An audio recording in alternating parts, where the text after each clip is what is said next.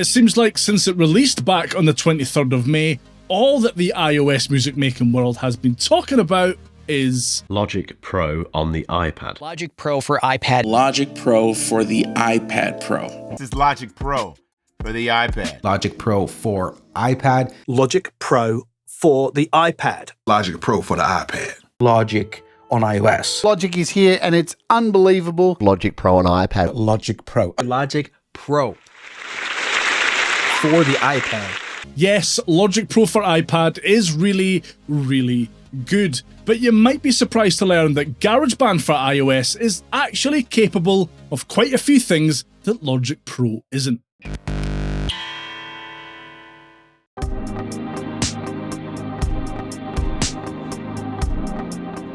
Inter-app audio is a technology developed by Apple themselves that routes audio and MIDI between different apps on iOS.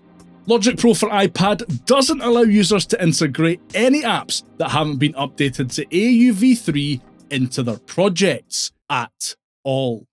That means that notable apps like Bias Amp and Bias Effects 2, AudioKit Synth 1, IK Multimedia's Sample Tank, and more just won't work with Logic Pro for iPad. GarageBand for iOS, however, still supports inter-app audio, so you're able to load up those previously mentioned apps and use them in your GarageBand projects. It's worth pointing out that there is zero chance that Apple will add back in inter-app audio functionality to Logic Pro in the future. They've been very clear about getting rid of it, so if you want to use older IAA-compatible apps, or apps whose developers haven't updated them to be AUV3 compatible yet, you'll need to stick with GarageBand for iOS.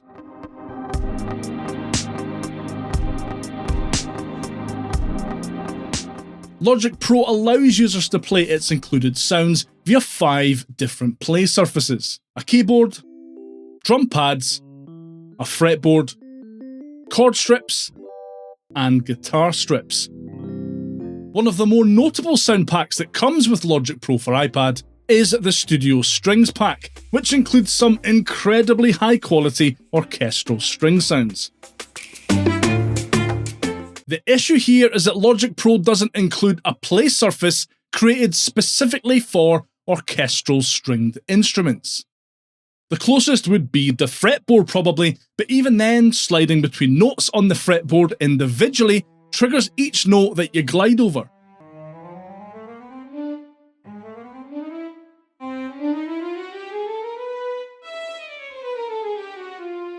And you need to dive into a menu to access things like pizzicato or legato playing styles.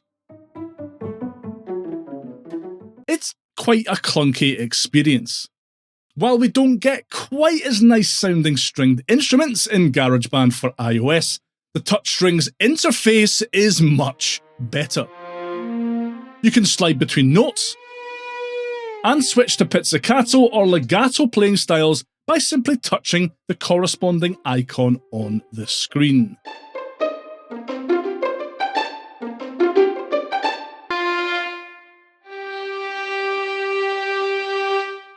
It's a much better way of interacting with these instrument sounds.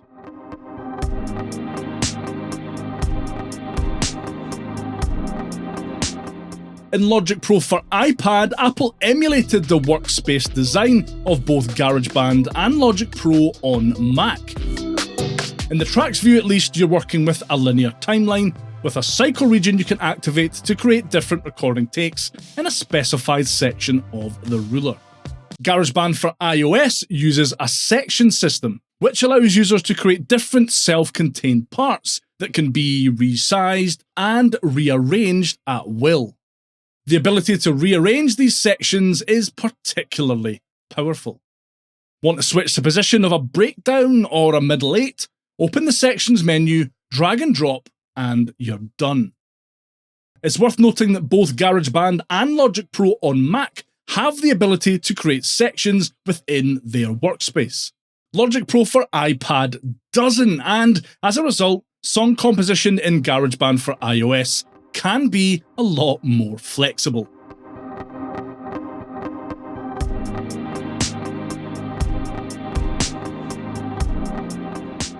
What is this? Hard rock? Modern 80s? Trap? That's Anders, Maya, and Des, you monsters. And don't get me started on what they did to Kyle. It's just too soon. I will remember you.